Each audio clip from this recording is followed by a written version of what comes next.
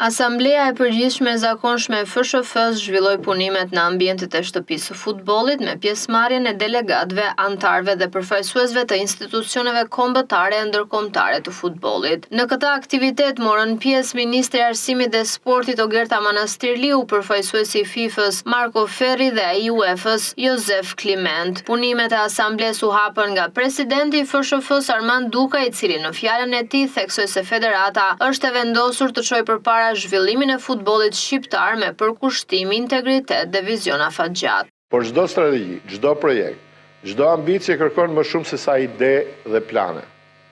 Kërkon vullnet, kërkon guxim për të marrë vendime dhe përgjegjësi për t'i çuar ato deri në fund. Ne nuk flasim për progres, por e udhëheqim atë. Dhe kjo nis këtu, në asamble, të gjithë bashkë. Si gjithmonë, krah për krah me njëri tjetrin, pa dyshim, edhe duke kritikuar kur është rasti, por gjithmonë me synimin për të ecur përpara. Futbolli nuk është pronë e askujt, por përgjegjësi e të gjithëve. Ai kërkon besim të ndërsjellët, bashkëpunim konkret dhe angazhim të përbashkët për ta bërë më të fortë, më të drejtë, më konkurrues, më edukues dhe më gjithëpërfshirës. Të dashur anëtar të Federatës Shqiptare të Futbollit, ju nuk jeni thjesht dëshmitar të këtij zhvillimi, e këtij rrugtimi, por ju jeni bashkëautor të tij. Ajo që ndërtojmë sot do të ndikojë drejt për drejt te nesërmja e futbollit shqiptar. Duke ju falenderuar nga zemra për besimin, ju uroj punime të mbara për asamblen. Faleminderit. Ministri i Arsimit dhe Sportit Ogerta Manastirliu theksoi rëndësinë e futbollit si sporti më i dashur për shqiptarët dhe veçoi organizimin e suksesshëm të kampionatit evropian U17 Shqipëria 2025 për herë të parë në vendin tonë. I rëndësishëm reflektimi, bilancesh dhe padyshim vizioni për të ndarë për të ardhmen e futbollit shqiptar. Është e provuar dhe e ditur që futbolli është një ndër sportet, apo mos them më i dashuri, në fakt sporti më i dashur për shqiptarët, dhe një forcë e madhe e përbashkimit e në të njëjtën kohë një instrument i fuqishëm i edukimit, i integrimit dhe i zhvillimit social.